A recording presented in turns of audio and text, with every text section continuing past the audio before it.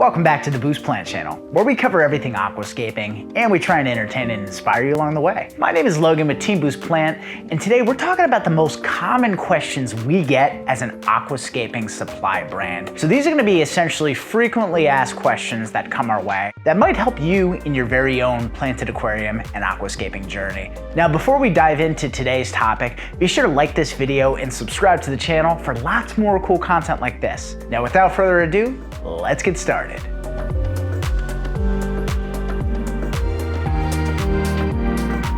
Question number one, what plant is this?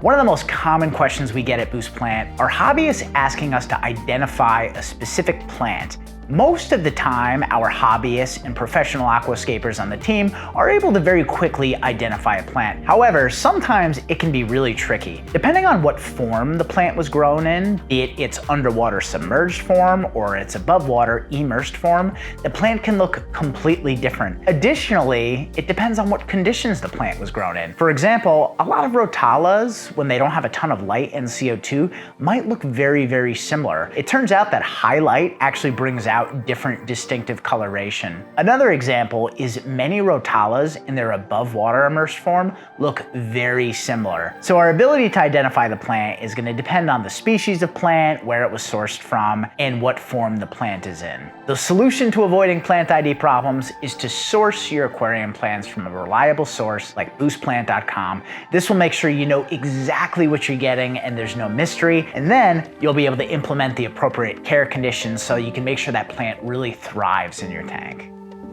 Question number two, why do I have algae? At Buce Plant, it's very, very common that hobbyists, especially new hobbyists, ask us, why am I getting algae and how do I get rid of it? Well, this is kind of similar to going to the doctor when you're sick and just asking the doctor, why am I sick? The doctor is going to have a ton of follow-up questions to get closer to solving the mystery of your problem.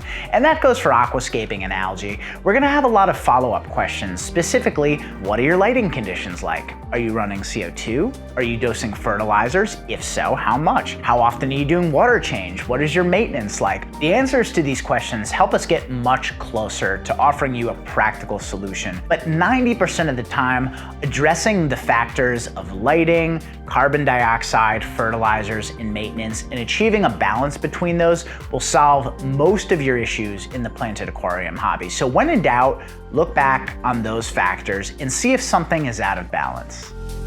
Question number three, how do you grow a carpet like that?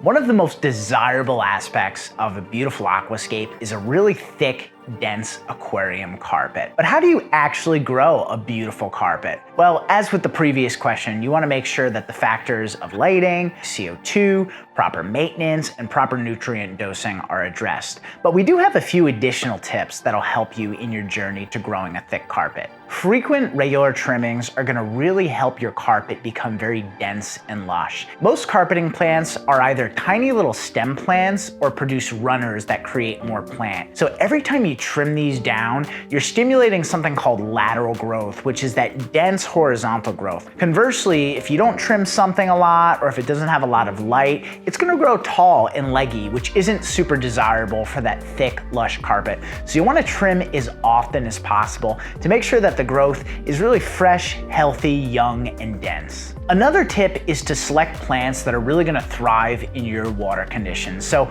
we have an entire video breaking down what TDS, general hardness, carbonate hardness, all of those factors mean, but once you're able to discern exactly what is in your water based on the knowledge you gain from that video, you can select plants that are going to thrive in those conditions. Monte Carlo tends to be one of the most versatile, adaptive carpeting plants out of all the desired species. Conversely, Hemianthus cuba is really beautiful and even denser and softer looking, but it comes with its own challenges. So pick a plant that fits your skill range and your water conditions, and before you know it, you'll be able to grow a nice, dense, thick carpet.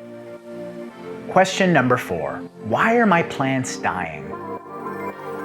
As with the previous questions, it's really important to first and foremost evaluate your care and the tech that you're implementing with your scape. Find that balance. Next up, you're gonna wanna examine your water conditions. If you're using tap water, do you have really high chlorine and chloramine levels? At high levels, these can be toxic to plants.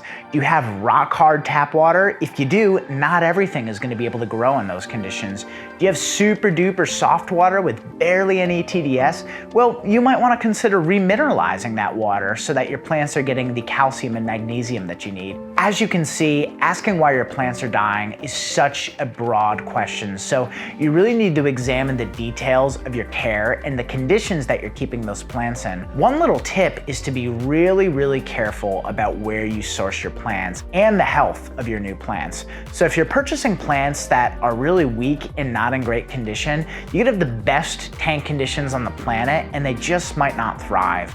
So it's really important to source your plants from a reliable source like Buce Plant. We offer 100% money back guarantee. We're gonna make sure that you get healthy plants. Additionally, when you're working with tissue culture plants and you flood the tank and those plants convert to their underwater form, there will be some dieback. So there's no need to panic over this, but if you expect it and you trim off the dead tissue, before you know it, you'll have lots more healthy tissue and your plant will bounce back and be resilient. But just know that a little bit of melt with tissue culture as they convert is totally normal. And when in doubt, replant sections of your tank that are particularly dying back. So these are some of the most commonly asked questions that we get at Buce Plant headquarters. But if there's anything we left out, we'd love to hear from you down below in the comments. Let us know what your burning questions are that we haven't answered in this video, and we'll do our best to answer them and give you that knowledge and guidance you need to really succeed in the hobby. As always, we want to thank you so much for watching the video. Be sure to like it and subscribe to the channel for lots more fun, exciting content. And get out there